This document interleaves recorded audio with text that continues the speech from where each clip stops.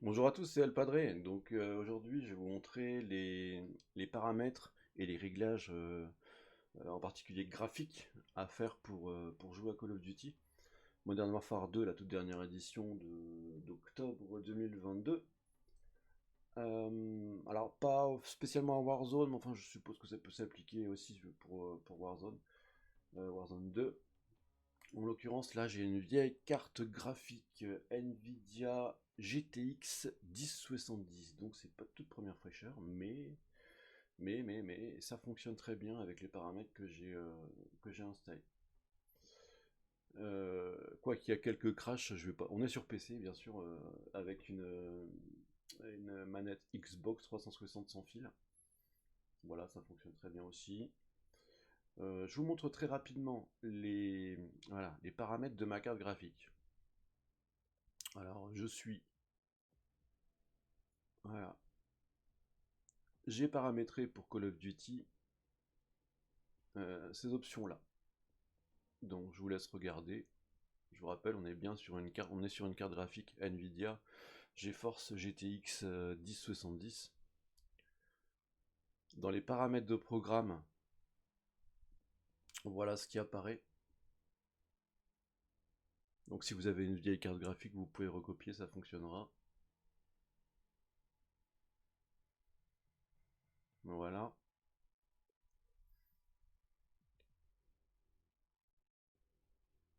Hop, je vous montre les paramètres globaux. Je vais pas m'étendre là-dessus, hein, je vous laisse regarder.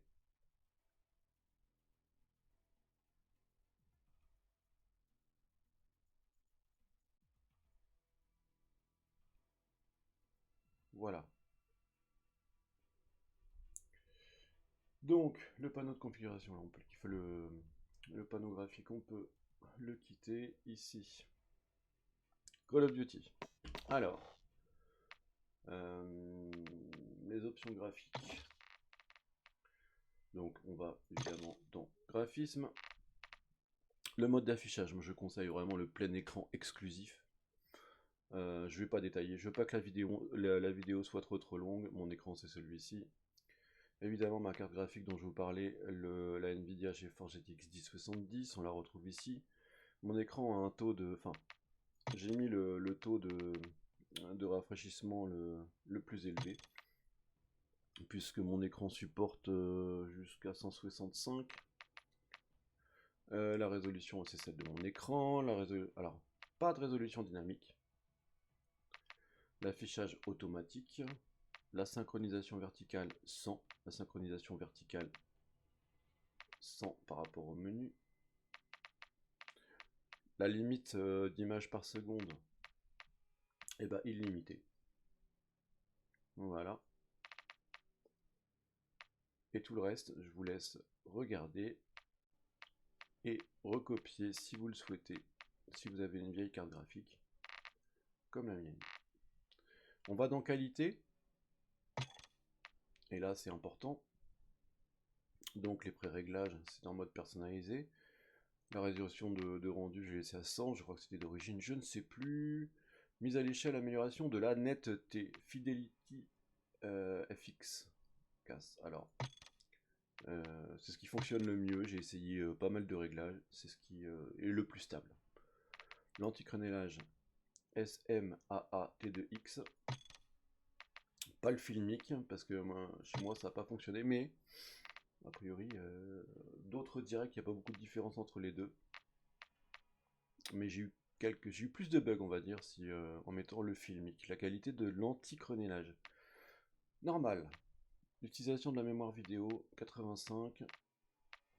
La résolution des textures, je l'ai mise élevée parce que je veux quand même une qualité graphique. C'est important, parce que c'est un beau jeu. Le filtrage anisotrope élevé. Le niveau de détail proche autre. Moi j'aime bien les beaux graphiques. Les beaux graphismes. Le niveau de détail distant haut. La distance de visibilité des détails au sol court. Qualité des particules haute. Niveau de qualité des particules élevé. Alors ça doit paraître bizarre, mais je préfère Bah, voilà, j'ai fait des réglages, donc je peux vous dire que le rapport qualité et performance est bon avec ces réglages-là. Avec les impacts de balles et de spray, parce qu'en effet, quand vous tirez sur un mur, voilà, c'est tout bête, mais ça se voit. Les effets de dégâts persistants avec. Bon, ça c'est pas super utile, mais voilà, si c'est désactivé, vous voyez sur la droite là, les expositions et déflagrations, où est-ce que j'étais? Ici. Les explosions et déflagrations n'entraînent aucun effet visuel sur les surfaces. Bah si, c'est mieux d'avoir quand vous mettez quand il y a une grenade qui explose, c'est mieux qu'il y ait des traces. C'est voilà, c'est un peu plus réaliste quand même. Bon, voilà, c'est pour ça que j'ai laissé actif. Pardon. Qualité des shaders moyenne, détail du terrain proche, mémoire de terrain.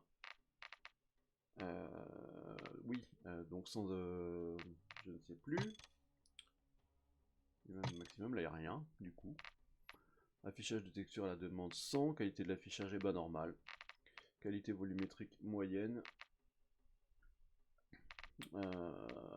Qualité physique reportée élevée. Résolution des ombres normale, il en faut. Ombre à l'écran faible. Qualité des ombres dues aux lampes faible. Mémoire cache ombre due aux lampes faibles. Parce qu'à un moment donné, quand même, voilà, j'ai fait un équilibre. Éclairage des particules normales. Occlusion ambiante, non. Réflexion de la lumière, non. Qualité des effets statiques élevés. Volume gris météorologique faible, les effets de post-traitement, donc latence basse de Nvidia Reflex avec, profondeur de champ 100, flou de caméra 100. Ah oui, ça, en effet, j'ai pas voulu du tout qu'il y ait des flous de caméra parce que je porte des lunettes, donc du coup, c'était un petit peu gênant avec les verres progressifs si vous voulez. Donc là, c'est peut-être propre à vous à voir. Enfin, de toute façon, tout est propre à vous hein, et à vos cartes aussi. Mais là, c'était hyper propre à moi par rapport au verre progressif. Et idem pour le flou de mouvement d'arme. Le grain de l'image à 0. Voilà. Et la vue. Dernier onglet. Le champ de vision, alors ça c'est particulier, donc du coup je l'ai mis au maximum pour avoir un champ de vision le plus large possible. Mais du coup en fait ça éloigne l'ennemi. On peut dire ça comme ça. Vous voyez plus large, mais en même temps, là, comme c'est plus profond, vous allez voir plus loin votre ennemi. Après, c'est une habitude à prendre. Vous pouvez essayer différents réglages ici. Champ de... Mais bon, je vous cache pas que les joueurs pro, ce qui n'est pas mon cas, hein, mais les joueurs pro vont tout le temps choisir un champ de vision extrêmement large. Ou après, on peut descendre à 115, 110. Hein. Ça dépend comme ils se sentent. Mais voilà. En tout cas, moi je suis bien dans le champ de vision maximum. Le champ de vision et la visée prédéfinie, de la visée prédéfinie. Champ de vision arme large. Donc à la troisième personne, je crois que je n'y avais pas touché. Le véhicule large, donc ça, ah oui, il faut redescendre le mouvement de caméra à la première personne à 50%. Le mouvement de caméra à la troisième personne, bon, à 50%, mais moi j'y joue pas à la troisième personne. Là c'est pareil, je vous laisse regarder les paramètres par rapport aux transitions de visée à la troisième personne. Voilà. Et la caméra spectateur par défaut, donc du point de vue du jeu. Bon, voilà. Alors l'interface. Je reviendrai très vite sur la manette et sur l'audio peut-être. Voir, on verra. L'interface, j'ai fait quelques modifications aussi, en particulier c'était je crois les couleurs. Ce titre je les avais désactivés. Je vous laisse regarder. Hein.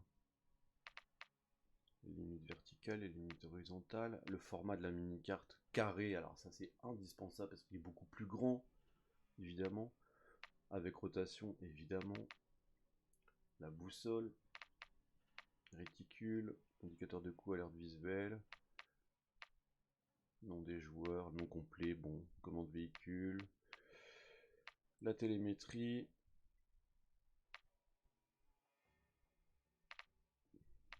Barre de connexion. Ah, vous pouvez modifier aussi.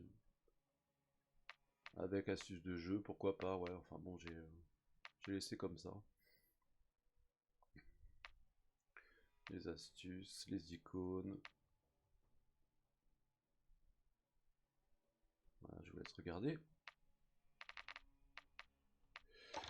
Alors, ce qui intéresse aussi pas mal de gens, les réglages manette. Les réglages manette. Allons-y.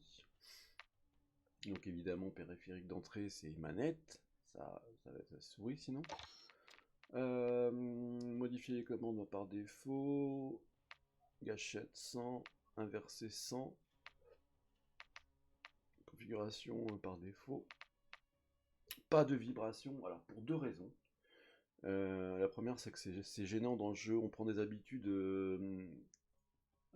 Comment vous expliquer? On prend des habitudes au moment où on tire, d'avoir des vibrations qui peuvent nous faire perdre quelques millisecondes précieuses sur un tir ou sur le tir suivant. Ça peut être gênant aussi dans certaines explosions, des choses comme ça, pendant qu'on est en train de tirer, et puis ça se met à vibrer, et puis on peut perdre quelques millisecondes aussi sur le tir d'après. Donc non, non, aucune vibration. Et la deuxième raison, en fait, c'est simple, c'est l'économie de pile, puisque là, ma manette, du coup, est sans fil, et fonctionne pas sur batterie, mais fonctionne sur pile. Voilà, c'est tout bête, mais voilà. Sensibilité horizontale du joystick. Alors, donc là, c'est important. On peut la régler de mémoire de 1 à... Je crois que c'est 20, non? Ouais, 20. C'est plutôt moyen. Voire, oui, moyen, voire élevé. En tout cas, haute. C'est la sensibilité que j'ai choisie, moi. D'autres auraient pris 5, d'autres auraient pris 9. 20, c'est juste impossible à gérer. Enfin, bon, à moins d'avoir un cerveau hyper... qui tourne à une vitesse de fou. Donc là, ça va être la vitesse à laquelle tourne votre caméra et à laquelle vous allez voir votre déplacement, quelque part.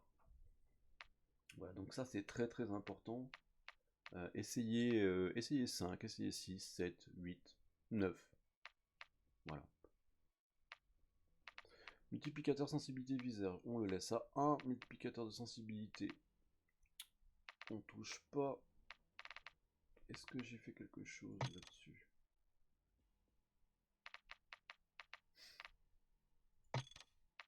Je dois se regarder.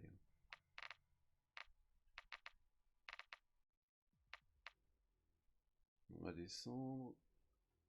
Le gameplay. Alors pour viser, maintenir. Oui, en effet. Pourquoi maintenir? Parce que si vous appuyez, vous êtes obligé de réappuyer ensuite pour déviser. Pour arrêter de viser, entre guillemets. Donc non. Maintenir, c'est bien. Commande partagée, ok. Donc le sprint. Je vous laisse regarder. Le sprint automatique, par contre. Mettez en sprint tactique automatique. Vous avez le sprint, vous avez sans sprint automatique, le sprint automatique et le sprint tactique automatique. Vous allez courir beaucoup beaucoup plus vite. Après c'est un choix. Hein. C'est un choix. Paramètres des équipements. Maintenir. Activation de la stabilisation d'armes visées. Ça, c'est délicat. Parce qu'en visant, effectivement, si je me mets contre un poteau, contre un mur, enfin pas contre un poteau, mais à l'angle d'un mur, je vise juste en appuyant, enfin je stabilise mon arme juste en appuyant sur viser. Et là je peux effectuer une rotation pour qu'il désigne. Mais, parfois vous êtes à un endroit pas très très loin, et ça c'est là que le bas blesse, pas très très loin d'un mur ou d'un point d'appui. Et au final, vous êtes en train de viser, vous allez vous mettre à viser l'ennemi, et tout d'un coup ça va vous déranger parce que votre personnage et son arme, ils vont se mettre contre le mur qui est tout près. Et là du coup vous allez louper votre kill. Donc c'est à double tranchant cette option là. Il faut le savoir, il faut le savoir. Voilà, soit sans, c'est-à-dire que là du coup vous appuyez jamais contre un mur, Donc voilà, vous appuyez 2 fois, mais c'est long, hein. C'est long, hein. Bon, moi je laisse comme ça, sachant le risque que ça comporte pour perdre 1 ou 2 kills de temps en temps, ça peut arriver. Si vous avez un mur trop proche, un point d'appui trop proche, ça peut être perturbant. Quand vous voulez pas, il va le faire. C'est voilà, vous y attendez pas, et puis bam. Commande interagir recharger. Donc appuyer pour recharger. Commande pack d'armure. Donc là on est sur Warzone 2. Voilà pour les paramètres manette standard. Et dans avancé, donc aide à la visée évidemment avec type d'aide à la visée par défaut, type de correction de la visée à la troisième personne, assistance, visée assistée, visée gyroscopique sans vecteur de gravité avec, visée gyroscopique sensibilité horizontale 1, on laisse à 1, visée gyroscopique sensibilité verticale 1. Il peut y avoir des modifications à faire ici, mais là je vais pas m'étendre sur le sujet. Visée gyroscopique, donc là je vous laisse regarder un petit peu. C'est par rapport à votre manette en fait. Par rapport si votre manette est vieille ou pas, il peut y avoir elle peut bouger toute seule en fait. Et ça peut se corriger ici. Alors, vous avez la sensibilité du champ de vision avec type de courbe de réponse de visée dynamique, multiplicateur de sensibilité de visée, concentration 1, transition de la sensibilité en visant instantané, sensibilité personnalisée pour chaque zoom. Alors avec, je vous laisse regarder les réglages que j'ai effectués.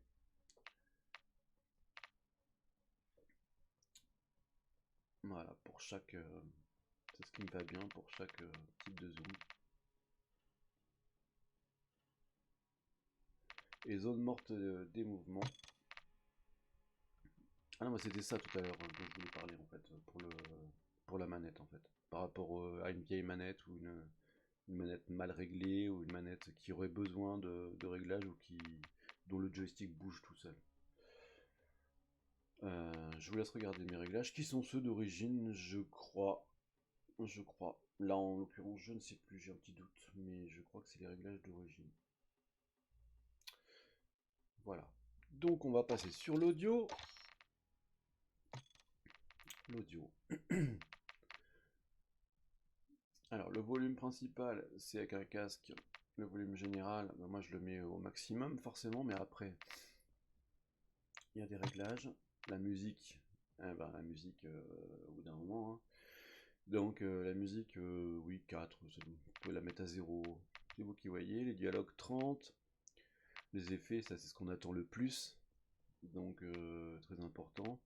Indicateur de coût aussi. Et le chat vocal, je l'ai mis à 50 parce que je veux pas non plus que le chat prenne le dessus sur des effets, sur des dialogues, enfin voilà quoi. Alors périphérique audio par défaut, ça dépend parce que soit j'utilise le casque, soit j'utilise les haut-parleurs. Je suis pas en mono. Les sous-titres, non, pas besoin. Le chat vocal, donc oui. Moi je l'ai mis pour tout le salon.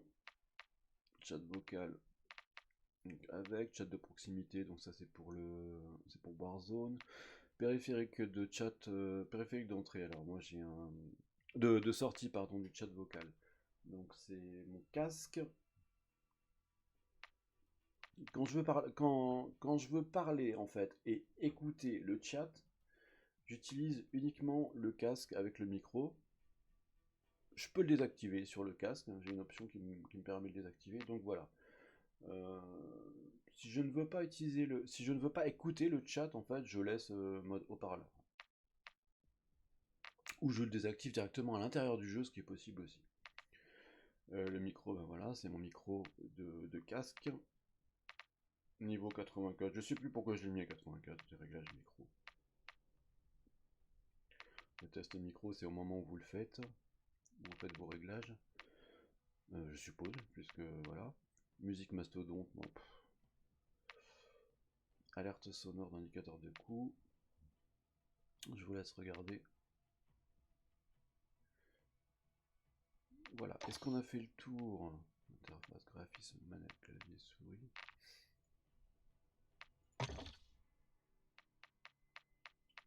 Je pense que oui.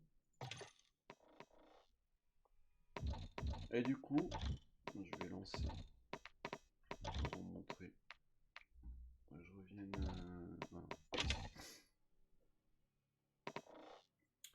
Très vite. Alors, pas une partie jouable, mais on va aller dans une partie privée. Voilà. Hop, peu importe.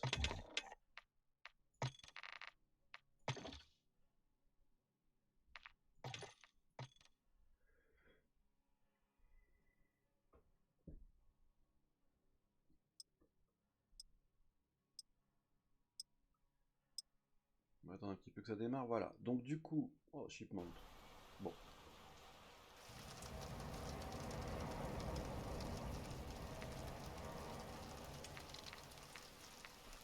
Peu importe la tiraille. Donc vous voyez, au niveau de l'écran, je vais attendre que ça démarre. Au niveau de l'écran, on a cet effet extrêmement large. Extrêmement large. Match à mort par équipe. Et du coup, si vous aviez une profondeur de champ de 80, là j'avais un peu vous ne verriez pas la toile qui bouge à droite là, mais peut-être la marque de banane, là, bas, et peut-être pas le tonneau qui se trouve ici. Vous voyez. Mais là, il a quelque chose de déformé en fait. Parce que quand je le regarde en vrai, il y a une forme de l'autre. Par contre, si je le mets comme ça, voilà, il est un peu déformé. Mais bon, s'il y a un ennemi ici, je vais le voir plus rapidement que si je me mets en zoom 80.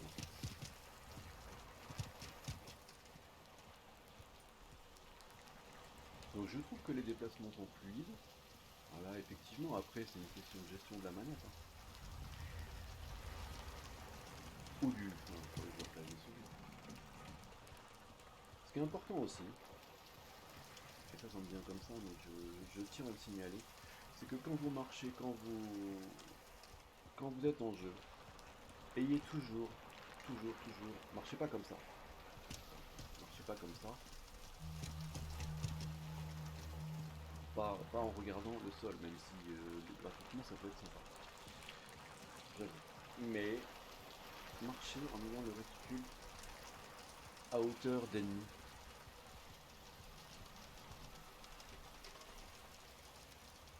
Vraiment de chance de le louper.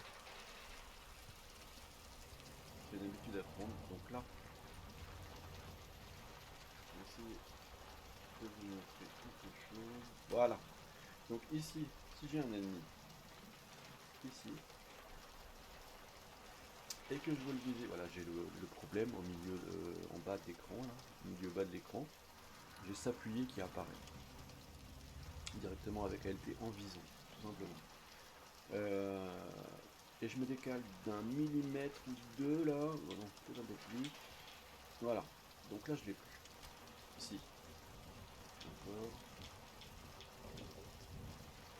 Là je l'ai plus, par contre, là je l'ai.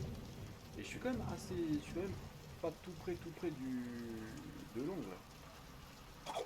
Si j'ai un ennemi ici, je vais être obligé de m'appuyer. J'ai pas le choix en fait. Par contre, voilà, si je me mets là, je vais pas m'appuyer. Donc c'est un peu délicat. C'est à double tranchant. Une fois je m'appuie, une fois je m'appuie pas. Vous voyez, du coup. Bon après c'est une habitude à prendre. Voilà. Donc moi, j'utilise aussi le petit réticule blanc là qui apparaît aussi, mais on voit très bien. Il apparaît au milieu de l'écran. On va faire un genre d'horizon en fait. Ah oui, le passage, je l'ai mis en automatique. Par rapport au. Voilà, hop. Pourquoi? Parce que je veux pas. Je veux me concentrer uniquement sur l'ennemi. Je veux pas me concentrer sur des obstacles à passer, appuyer sur A pour voilà. Là on voit, c'est qu'il appuie sur A.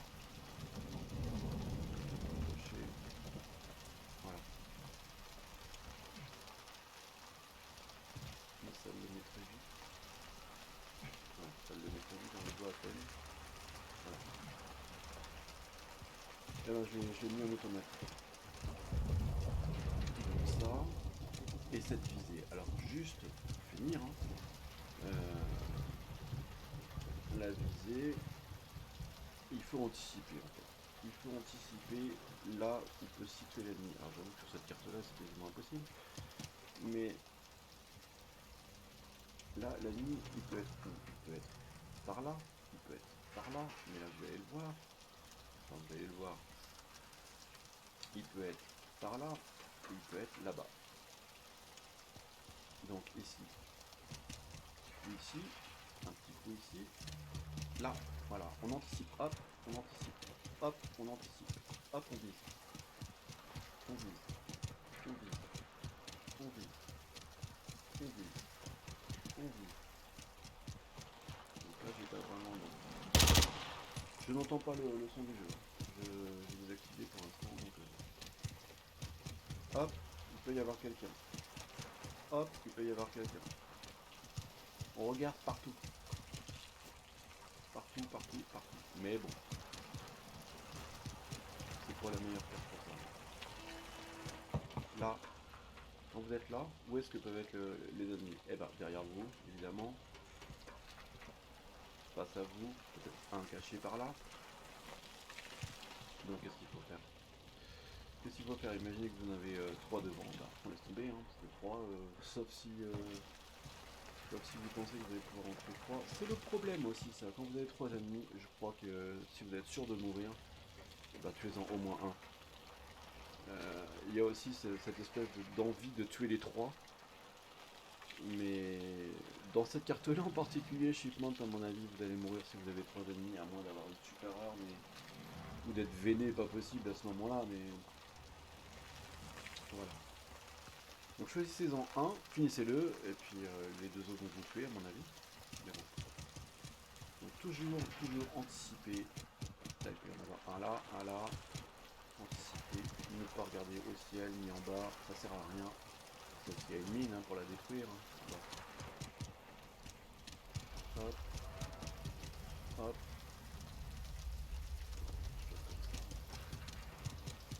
Donc là j'y vais doucement hein, pourtant, hein, j'y vais doucement. Je vais pas vous le faire en partie.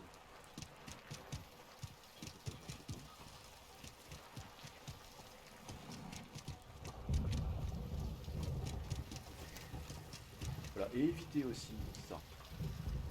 C'est de rester accroupi tout le temps.